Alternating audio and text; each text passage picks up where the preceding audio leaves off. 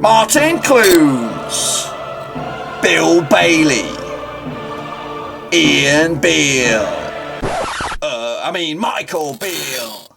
Standing in your way this coming weekend is this sexy bit of Danish bacon. It's John Dahl Thompson and his Blue and White Army. Who's going to kick off with an absolute flyer? Will it be Ian Beale's boys or will it be JTT's Danish bacon? We're going to kick it all off right here, right now.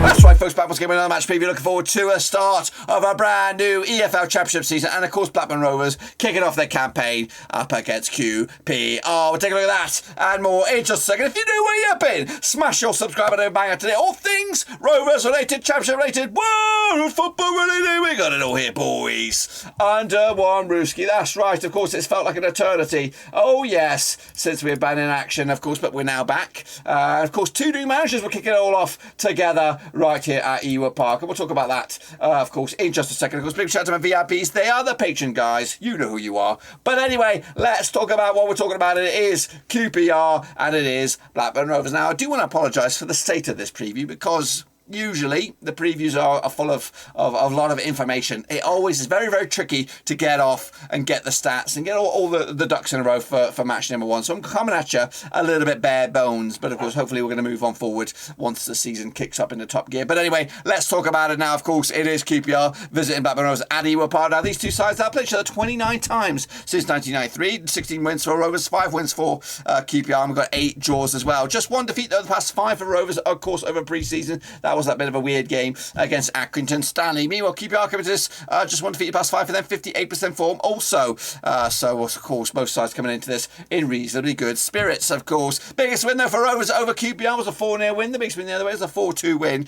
And, of course, Rovers scored 39 goals compared to QPR's 22 over the course of these 29 games. Works out about 1.34 goals a game compared to QPR's 0.76. Let's take a look at the teams then down there. The total value for Rovers team is around about £34.8 million compared to QPR's 34.79. It is so fine margins in the value, so fine margins across the board between these two sides, and of course a draw would probably be a reasonable result. But are we going to take that? Are we going to accept that? No, we are not. Moving forward, the E-market value, I don't know what that means, or the O-market value, whatever that is, 1.74 compared to the 1.39 of QPR. Average age, of course, Rovers got a very young squad. 24.5 is the average age per player compared to QPR's 25.8. We've got 2 players represented in the national teams across the world compared to QPR's 6. We do have 1 youth international compared to them. We have 0, and we have less foreigners compared to them. We have 17 on the books compared to our slowly number 4. Let's take a look then, of course, at Michael Beale. These are the visitors, of course, 41 years of age, coming at you, formerly of Aston Villa. He joined this coming summer, and he has a success rate of 1.55 points per game. I don't know where that comes from. Maybe it comes from the under-23s. Regardless, the key man, according to Transfermarkt, is Tyler Roberts. That's right. Of course, a youngster loaned in, of course, and he can play as an attacking sort of player for a Wales international as well. Value around about £7.2 million, allegedly. So he is, of course, according to them, the star man. Let's take a look at, of course, the form heading into this game. Now, this was the form at the end of last season. They actually did reasonably okay, pick up a couple of wins against Swansea and Stoke, Swansea and Derby. A draw against Huddersfield Town, losing to Stoke, and of course losing to Sheffield United. So a bit hot and cold they were towards the back end of the campaign. Moving forward, though, what do they have to look forward to after this game? Well, Middlesbrough are waiting around the corner for them. That's, of course, their first home game, of course, down at Loftus Road. They have a cup game against another London club, Charlton Athletic. Moving forward into the middle of the month there, Sunderland await. Long trip for them up to the northeast. And kicking off forward, they have Blackpool, and then to wrap up the 5-game stretch here, they have, of course, Rotherham United. Let's take a look at the squad then. This is the squad as of right now. I'm recording this on the 27th of July. It may change, it may be bigger, it may shrink. That's what she says over the course of the next 2 games. A couple of standouts for me. I don't know where they lie, but of course they have quite a library, I would say, of goalkeepers. 4 goalkeepers, of course, competing for the jersey, but realistically, Deng is outright number 1. Moving forward, they are looking to strengthen that right back, but they've still got Johan Barbet, according to what I'm seeing. Dickie Dickey and Dunn, of course, centre-backs are probably going to compete, if not start as well. Clark Salter's been brought in as well. Big signing that was. Moving forward into midfield, Stefan Johansson, of course, a major player. I think they are a little light up top. They could do with, of course, no Andre Gray, no Charlie Austin, no more. So a lot will be looking at the likes of Tyler Roberts and, of course, Lyndon Dykes to get the goals. One big question mark for me is Macaulay Bonne. I'm a big admirer of Macaulay Bonne ever since, of course, he was playing for Leyton Orient in the National League, and he moved on to QPR. They picked him up, but he hasn't really exploded for them. He did all right for Ipswich, so maybe he'll be a part of the season as well. This is what I've gone for them for this one, though. Deng, of course, Pallet left side of a free-man centre-back, Clark Salter and Dickey, and then they got Field, Kake on the right-hand side, Dozell and Johansson making up a midfield four there. Ilish Chair, major player, Willock as well, and Dykes up top. That's, of course, my QPR business. What about, of course, my Blackburn Rovers business? Of course, new manager for them, and a bit of a sexy bit of Danish bacon it's John Dahl Thomason, 45 years of age, signed on the dotted line on the 1st of July. 1.65 points a game. Woo, sexy numbers that. And of course, hopefully we can get more than that as he gets off to a flyer. Let's take a look at the key man. It is Big Bad Ben Brereton Diaz. He is still here. Place of birth, Stoke. But of course, where he calls home, Santiago, Chile these days. Of course, Chilean international. We don't know. Is the elephant in the room? That was, of course, stated by somebody the other day. A monster elephant in the room. What's going to happen to Diaz? The curious conundrum that is Diaz. Do we sell him? Do we get him a new contract? Whatever. If we could give him a new contract, I'd say give him a new contract.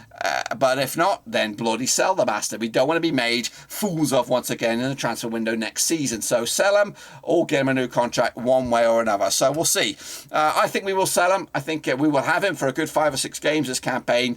And hopefully he doesn't get injured, which of course will scare off the people. And then if he does get injured, then guess what? Bloody matey boy, you're signing on the dotted line. Second look at the resume for Rovers heading out there. Swansea, of course, first Rovers away trip. Then, of course, back-to-back home matches with Hartlepool in the Cup, West Bromwich Albion as well, before a couple of tricky away games with Reading and Sheffield United to end the 5-game stretch. Of course, our form heading into this, not great really, was it? Actually, not too... There's a couple of good results in there. Big winner over Birmingham, of course, a shit result against Bournemouth, which ended our hopes. A monstrous win against Preston North End, which was good, a little overdue, and then some shit ones there against Stoke and Peterborough, which ultimately cost us a playoff spot. So let's forget about that. That's the Mowbray era gone. We're now in the John Dahl Thompson era. Hopefully a little bit of a refreshing change. If you're not familiar with Rovers team, this is what they look like right here, right now. And, excuse me, I've got the weirdest running nose in the world. It's just not going away. As you can see, our goalkeeper department is a little threadbare. I do recall Mowbray looking for another goalkeeper last season. Of course, never happened. But this is what we've got. We are very light in numbers. You could probably put some question marks around a lot of these guys. Ayala was linked to be leaving. Of course, Magalori looks set to be going as well. Ashley Phillips is a major question mark, but it is very sparse. We have brought in Callum Britton. I don't think his picture's... Yeah, he's in there. He bloody made it. Taylor Donner's up there as well. It is absolutely scary how threadbare this is and what we are considering our first team squad. Harry Leonard in there, Ethan Walker, bloody hell. Butterworth, you could probably write him off. He could probably go. A lot of these youngsters, some have made a right old step up, but ultimately it is baby face assassins all over the place. You don't win anything with kids. That's what I heard some Scottish man say. This is what I've gone for, though. Start of the season, I've gone with a 4-2-3-1 with Kaminsky between sticks. Pickering, of course, left back. Wharton, Ayala and Britton, who didn't start, but he played fantastic against Lincoln for 5-10 minutes, got an assist. Travis and Buckley in, of course, the midfield slots. Hedges out left, Dolan out right, Dak and Diaz. And then you've got some substitutes to call upon to maybe cause some problems. Of course, Gallagher, McInday and Co. So, and again, we can use 5 subs, so maybe it'll be...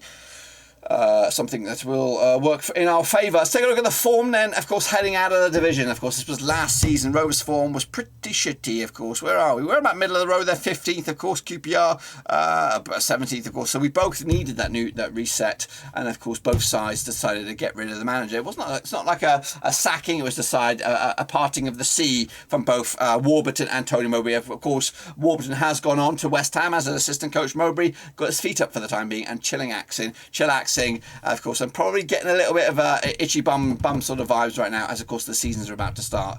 It's his first season probably out of work for a long time, so who knows what he's going to do regardless. Huddersfield, of course, top the form table heading into this, but of course and Forest as well, but they are no longer with us. They of course are in the Premier League. Let's take a look at the recent encounters then between these two sides. Rovers against QPR across the board, it's pretty even. Stevens won 3, lost 3, particularly the games when we go at Ewood Park, and I'll elaborate on that in a minute. Last season, of course, both sides won their home games respectively 1-0, and maybe, just maybe, that'll be something that we'll exchange for this time around. So, of course, Reda Kadra did score for Rovers, the winner.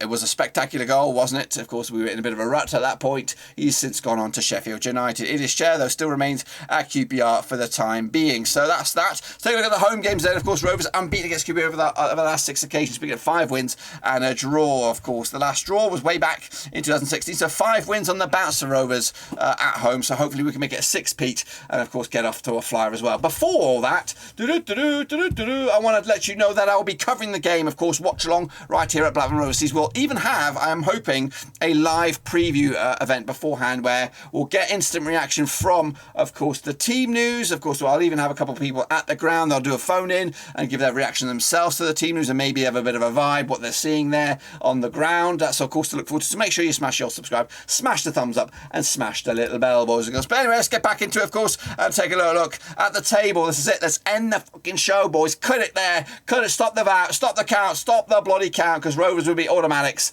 and QPR will be mid-table. But it's not going to stop the vote. We are going to keep on going and hopefully have a good season. That's all we can ask for. Hopefully we can have a good season. This is, of course, what's on the agenda this coming weekend in the Championship. Of course, some zingers.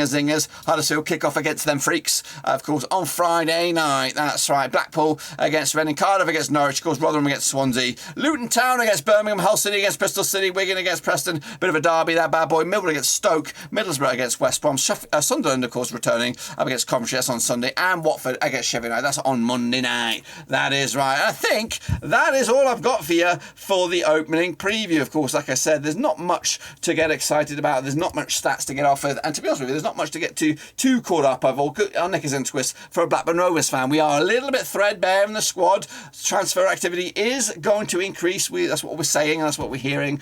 There might even be a couple more additions before the actual teams are revealed. So make sure you come back for the preview show, which will be around about an hour before kickoff, maybe 40, a little bit longer than that, actually. Maybe an hour and 15 before kickoff, as we have a bit of build up towards the team news announcement. But that, my friends, is it. Smash your subscribe, smash the thumbs up, smash the little bell. We'll be there from preview all the way through to the final whistle and beyond. We'll have vlogs, we'll have fan cams, we'll have, of course, match ratings, we'll hear from the gaffer, we'll hear of this, that and the other, of course, and we'll get my own debrief as well. Lots to look forward to for this game, and we'll do it each and every one of them for Blackburn Rovers. So make sure you smash your subscribe, smash the thumbs up. Let's get the old likes up there, of course, on this badge, and of course I'll see you back around for the next one. Until then, guys, we're done right now.